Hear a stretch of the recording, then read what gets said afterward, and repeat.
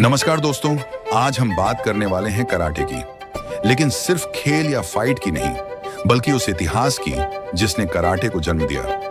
क्या आप जानते हैं कराटे की शुरुआत जापान में क्यों हुई? खाली हाथ से लड़ने की कला कैसे बनी? और कराटे के पीछे कौन सी ऐतिहासिक मजबूरी थी? अगर आप कराटे सीखते हैं या इतिहास में रुचि रखते हैं तो ये वीडियो अंत तक जरूर देखिए। दोस्तों, कराटे दो शब्दों से मिलकर बना है। करा मतलब खाली, टे मतलब हाथ यानी कराटे, बराबर खाली हाथ की कला। कराटे एक ऐसी युद्ध कला है जिसमें बिना किसी हथियार के आत्मरक्षा की जाती है। लेकिन सवाल ये है, इंसान ने हथियार छोड़कर खाली हाथ से लड़ना क्यों सीखा? इसका जवाब हमें इतिहास में मिलेगा। कराटे की उत्पत्ति हुई जापान के ओकिनावा द्वीप में। ओकिनावा पहले एक अलग राज्य था जिसे रयुक्यू साम्राज्य कहा जाता था। यह द्वीप जापान, चीन, कोरिया के बीच स्थित था, इसलिए यहाँ व्यापार और संस्कृति का आदान प्रदान बहुत होता था। यही जगह आगे चलकर कराटे के जन्म की भूमि बनी। अब आता है सबसे महत्वपूर्ण मोड़।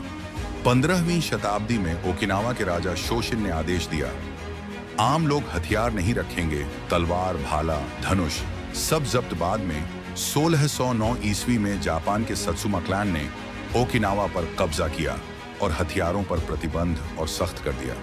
अब सोचिए दोस्तों, जब हथियार ही नहीं होंगे तो लोग अपनी रक्षा कैसे करेंगे? यहीं से शुरू हुई निहत्थे आत्मरक्षा की कला। ओकिनावा के लोगों ने अपने शरीर को ही हथियार बना लिया। उन्होंने विकसित की एक कला जिसे कहा गया ते, यानी हाथ से लड़ने की कला। ते की 3 प्रमुख शाखाएं थीं।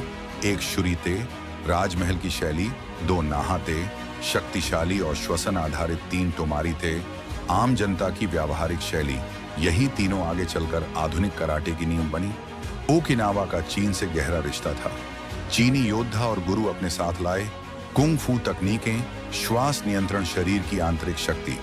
जब चीनी युद्ध कला ओकिनावा की ते आपस में मिली तो बनी एक नई प्रणाली जिसे कहा गया टोटे, चाइनीज हैंड। 20वीं सदी में जापान में राष्ट्रवाद बढ़ा। कराटे को जापानी पहचान देने के लिए नाम बदला गया। टूती चीनी हाथ, कराटे खाली हाथ।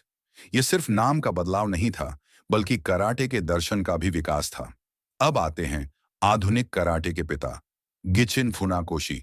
उन्होंने कराटे को ओकिनावा से जापान तक पहुंचाया, स्कूल और कॉलेजों में सिखाया, कराटे को चरित्र निर्माण की कला बनाया। उनका प्रसिद्ध कथन, कराटे नी सेंटे नाशी, कराटे में पहला वार नहीं किया जाता।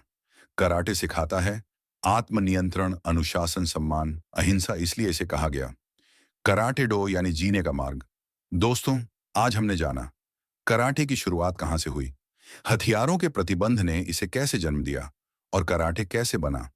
एक जीवन दर्शन पार्ट 2 में हम जानेंगे काता, किहोन, कुमिते, कराटे की शैलियां और तकनीकी विकास। वीडियो पसंद आए तो लाइक करें, शेयर करें, चैनल को सब्सक्राइब करें। पार्ट 2 के साथ जल्दी मिलते हैं। धन्यवाद।